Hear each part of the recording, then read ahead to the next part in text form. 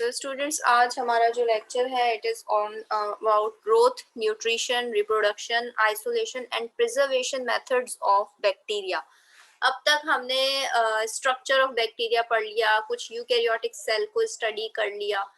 अब हम कुछ कंडीशंस, कुछ इन्वायरमेंटल एंड कुछ बायोटिक फैक्टर्स स्टडी करेंगे जो कि बैक्टीरिया को ग्रो करने के लिए ज़रूरी होते हैं, या फिर बैक्टीरिया के ऊपर इनका कुछ इम्पैक्ट होता है बैक्टीरिया की ग्रोथ पे, बैक्टीरिया की न्यूट्रिशन पर, जो है इन्वायरमेंटल और डिफरेंट इन्वायरमेंटल और बायोटिक या एबायोटिक फैक्टर्स का क्या रोल होता है, क्या उनकी ग्रोथ रेजिस्ट हो रही होती है या फिर वो ग्रो नॉर्मली हो रहे होते हैं डिफरेंट फैक्टर्स पर।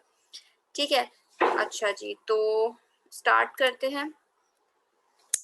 ग्रोथ फैक्टर, सबसे पहले ग्रोथ की अगर बात की जा रही है तो different biotic and abiotic factor होते हैं। कुछ इन्वायरमेंटल कंडीशंस होती हैं जो कि बैक्टीरिया को ग्रो करने पे या उसकी जो ग्रोथ है उस पर अफेक्ट करती है।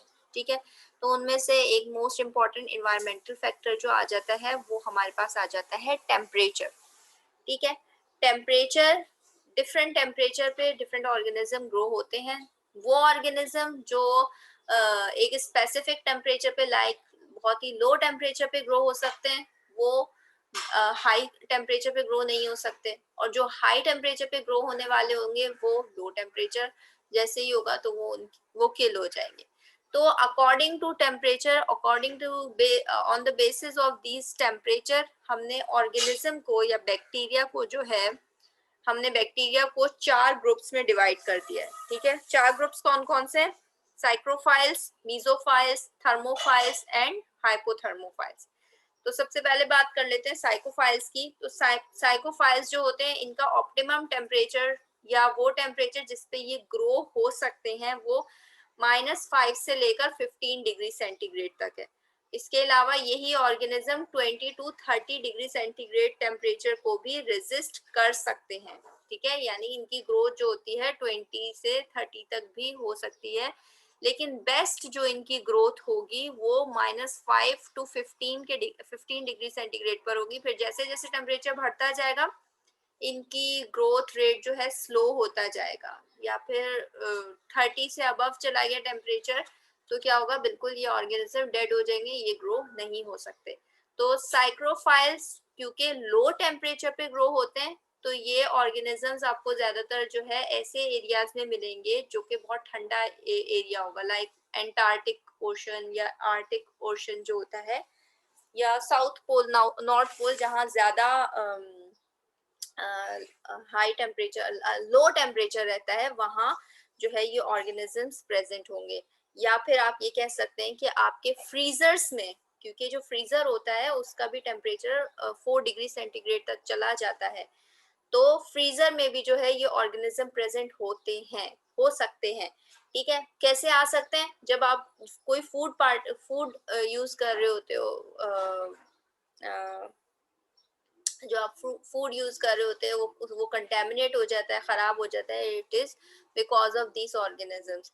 ठीक है, लाइक फ्रिज का जो टेम्परेचर होता है, जो फ्रिज का फ्रीजर का तो माइनस या 100 डिग्री, सॉरी 0 में होगा, फ्रिज का जो होगा वो 4 डिग्री सेंटीग्रेड तक होता है। ठीक है, तो अब आप उसमें कोई सिट्रिक फ्रूट, अक्सर आपने देखा होगा सिट्रिक फ्रूट, यानी आपने कोई ऑरेंज रख दिया या फिर टोमेटोज रख दिया आपने फ्रिज में, 2-3 दिन के बाद आपने देखा तो उसके ऊपर कोई ग्रोथ आ जाती है, फंगस अक्सर ग्रो हो जाता है, वाइट ग्रोथ आपको नजर आ रही होती है, तो उस पे इट मीन्स के लो टेम्परेचर है, उसके बावजूद भी वहाँ ऑर्गेनिज्म ग्रो हो गया। ठीक है, तो ये जो ऑर्गेनिजम्स जो लो टेम्परेचर पे ग्रो हो रहे होते हैं वो क्या कहलाते हैं? साइक्रोफाइल्स। ये डिफरेंट डिजीज भी कॉज कर रहे होते हैं और प्लस वो फूड स्पॉइलेज भी लो टेम्परेचर पे कॉज कर रहे होते हैं। ठीक है, उसके बाद आ जाते हैं मीजोफाइल्स। मीजोफाइल्स वो ऑर्गेनिजम्स हैं जो नॉर्मल कंडीशन में, नॉर्मल रूम टेम्परेचर पे ग्रो हो जाते हैं, और सबसे ज्यादा तादाद जो होती है इन्हीं ऑर्गेनिजम्स की होती है। ठीक है, मीजोफाइल्स वो ऑर्गेनिजम्स हैं जो ऑप्टिमम टेम्परेचर, इनका ऑप्टिमम टेम्परेचर क्या है? ऑप्टिमम टेम्परेचर हम उस टेम्परेचर को कह रहे हैं जिसपे इनकी ग्रोथ सबसे हाई होगी। ऑप्टिमम टेम्परेचर से कम जाएगा टेम्परेचर तो ग्रोथ स्लो होती जाएगी, ठीक है, या फिर ऑप्टिमम टेम्परेचर से ज्यादा हो जाएगा टेम्परेचर, तो वही बात, ग्रोथ या तो स्लो हो जाएगी या फिर ऑर्गेनिज्म की किलिंग हो जाएगी। ज्यादा टेम्परेचर होगा तो ऑर्गेनिज्म बिल्कुल किल हो जाएगा, लो कम टेम्परेचर होगा तो फिर एक तो पहले ग्रोथ स्लो होगी, उसके अलावा ऑर्गेनिज्म मर भी सकता है, मर जाएगा फिर। ठीक है, तो इस तरह से मीजोफाइल्स की अगर बात की जाए तो मीजोफाइल का ऑप्टिमम टेम्परेचर 25 से लेकर 40 तक रहता है। 45 पर ये ऑर्गेनिजम्स किल हो जाते हैं। ठीक है, तो मीजोफाइल्स में बहुत सारे ऑर्गेनिजम्स आ जाते हैं, जितने भी नॉर्मल कंडीशन में ऑर्गेनिज्म आ जाते हैं, लाइक स्टेफिलोकोकस ऑरियस, बैसिलस, ये सब रूम टेम्परेचर पे ग्रो हो सकते हैं। इसी वजह से जो है हम ऑटोक्लेव में जब ऑर्गेनिज्म को रखते हैं तो ज्यादातर 37 डिग्री सेंटीग्रेड उसका टेम्परेचर सेट रखते हैं, ताकि वो ये, क्योंकि एक स्टैंडर्ड टेम्परेचर है 37 डिग्री सेंटीग्रेड, ठीक है, एक स्टैंडर्ड टेम्परेचर है। ज्यादातर मीजोफाइल्स या पैथोजेनिक ऑर्गेनिज्म या डिजीज कॉजिंग ऑर्गेनिजम्स जो होते हैं वो रूम टेम्परेचर पे या 37 डिग्री सेंटीग्रेड पर बेस्ट ग्रो होते हैं। ठीक है, फिर आ जाते हैं थर्मोफाइल्स। थर्मोफाइल्स नाम से ही पता चल रहा है, थर्मा मीन्स जो होता है हीट होता है, यानी ये ऑर्गेनिजम्स जो है हीट को रेजिस्ट कर सकते हैं और ये हाई टेम्परेचर पे ग्रो हो सकते हैं। जैसे मीजोफाइल की अगर हम बात करें तो 45 डिग्री सेंटीग्रेड पर जाकर ये ऑर्गेनिज्म जो है किल हो रहे थे, लेकिन थर्मोफाइल ऐसे हैं कि वो 45 पर तो इनकी ग्रोथ स्टार्ट होती है। 45 टू 70 डिग्री सेंटीग्रेड पर ये ऑर्गेनिज्म जो है इनकी हाई ग्रोथ रहती है, ग्रो हो रहे होते हैं नॉर्मली। ठीक है, तो इसमें भी जो है ऐसे ऑर्गेनिजम्स आ जाएंगे जो हाई टेम्परेचर को रेजिस्ट कर सकते हैं। ठीक है, फिर थर्मोफाइल्स में आपके पास आप स्पोर्स को भी थर्मोफाइल कह सकते हैं, क्योंकि वो हाई टेम्परेचर को रेजिस्ट कर रहा होता है। ठीक है, फिर आ जाते हैं हाइपर थर्मोफाइल्स। ठीक है, हाइपर थर्मोफाइल्स तो बिल्कुल एक्सट्रीम लेवल के ऑर्गेनिजम्स हैं। ये ज्यादातर, ये वाले जो ऑर्गेनिजम्स होते हैं ज्यादातर आर्की ग्रुप में या आर्की डोमेन में ज्यादा मिलते हैं। ठीक है, तो ये ऑर्गेनिजम्स जो है 70 से लेकर 120 डिग्री सेंटीग्रेड को भी रेजिस्ट कर रहे होते हैं, और ये तो ऐसे ऑर्गेनिज्म होते हैं कि मतलब तंदूर में भी जो है ना ये ऑर्गेनिजम्स ग्रो हो रहे होते हैं। इसके अलावा आपको ऑटोक्लेव एक मशीन कह लें या एक इक्विपमेंट कह लें, जिसमें हम क्या करते हैं कि हम अपने इक्विपमेंट्स को स्टेराइल करने के लिए हम वो जो है इक्विपमेंट यूज करते हैं या वो मशीन हम यूज कर रहे होते हैं। तो इस चीजों को स्टेराइल करने के लिए, यानी उस पे जितने भी पैथोजेनिक ऑर्गेनिज्म है उनको सबको रिमूव करने के लिए हम जो है हीटिंग प्रोसेस दे रहे होते हैं। और हीट भी जो होती है बहुत हाई लेवल की होती है, यानी 120 डिग्री सेंटीग्रेड पर जो है, और हम अपने इक्विपमेंट्स को जो है हीट कर रहे होते हैं, ताकि जितने भी मीजोफाइल्स हैं या जितने भी पैथोजेनिक ऑर्गेनिज्म है वो सब साफ हो जाए, वो सब वहां से रिमूव हो जाए। लेकिन ऐसे ऑर्गेनिजम्स जो हाइपोथर्मोफाइल्स होंगे वो उस ऑटोक्लेव में भी ग्रो हो जाते हैं, वो तंदूर में भी ग्रो हो जाते हैं। तो फिर हाइपोथर्मोफाइल्स ऐसे ऑर्गेनिज्म है जो कि एक्सट्रीम लेवल के जो है हाई टेम्परेचर पे भी ग्रो हो जाते हैं, और ये ज्यादातर ये ऑर्गेनिज्म जो है आर्की डोमेन से बिलोंग करते हैं।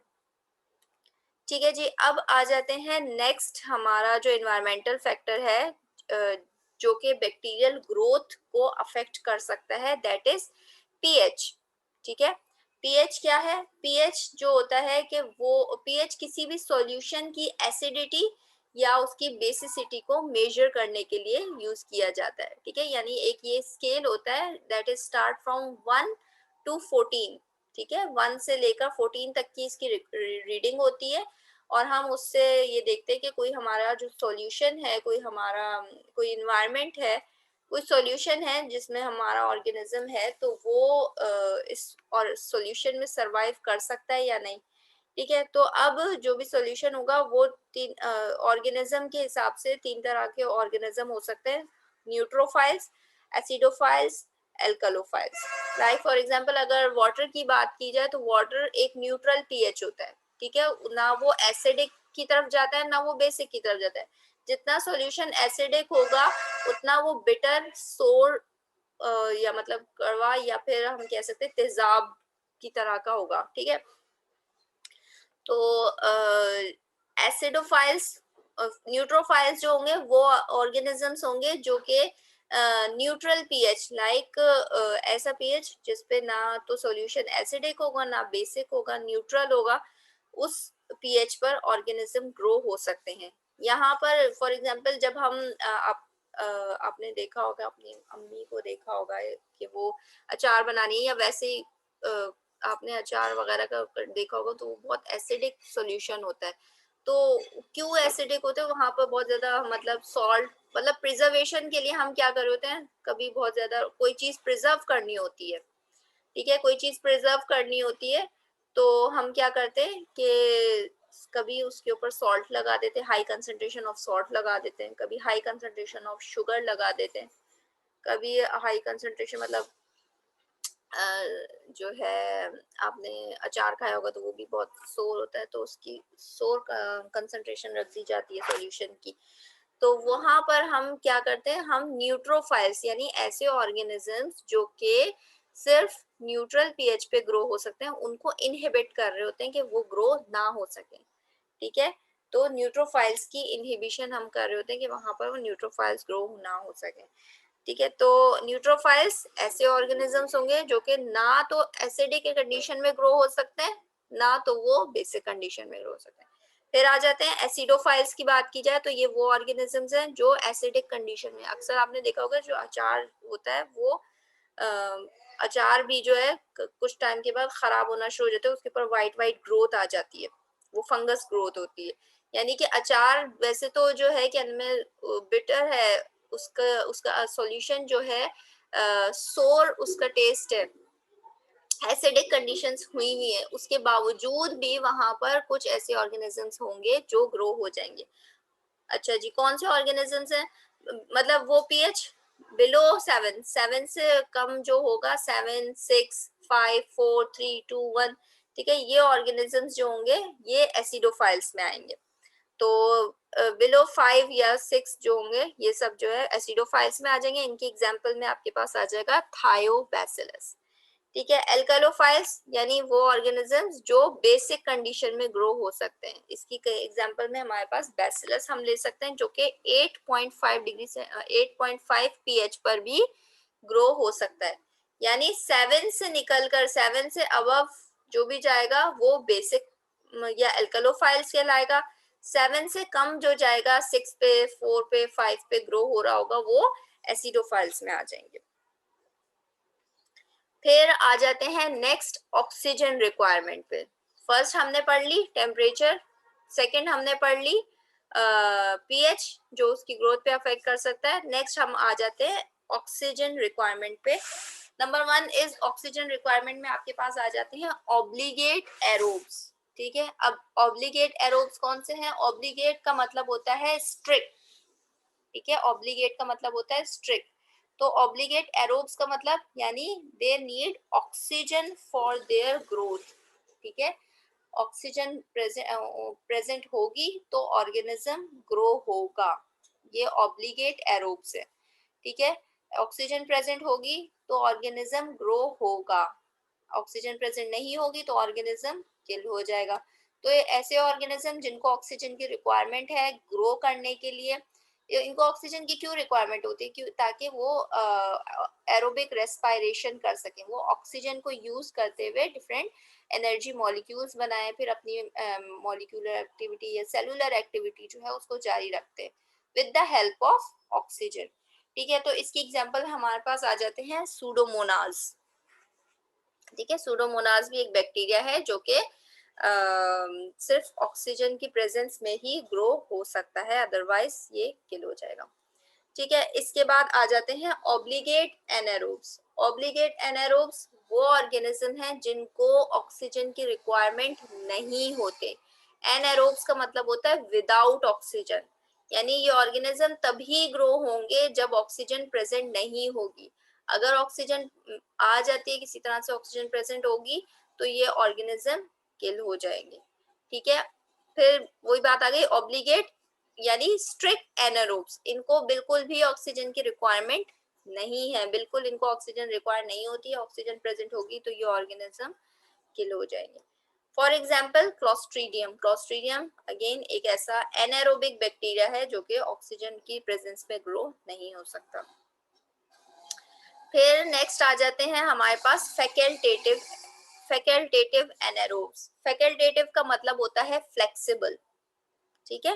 फैकल्टेटिव का मतलब होता है फ्लेक्सिबल, यानी अगर फैकल्टेटिव एनारोब्स का मतलब है, वैसे तो ये ऑर्गेनिज्म जो है इन द प्रेजेंस और एब्सेंस ऑफ ऑक्सीजन ये ऑर्गेनिज्म ग्रो हो जाएगा, ठीक है।